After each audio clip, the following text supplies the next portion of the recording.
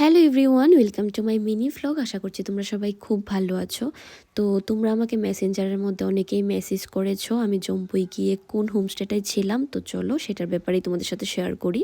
এই দেখো আমরা আছি গ্রিন হিল হোমস্টে। তোমরা কেউ যদি বুক করতে চাও এখান থেকে নাম্বারটা নিয়ে বুকিং করতে পারো। আর কি জানি এখান থেকে ভিউ মোটামুটি ভালো আসে, খারাপ বলবো না, কারণ দেখেই তো সকালবেলা আমি ছাদে গিয়েছিলাম, দেখিয়েছিলাম। তো চলো এখন ভিতরটা তোমাদেরকে দেখাই। ভিতরটাও ভালো, আমি জানি না। এখান দিয়ে দেখো বেলকনি টাইপ, এখানে এখানে এন্ট্রান্স,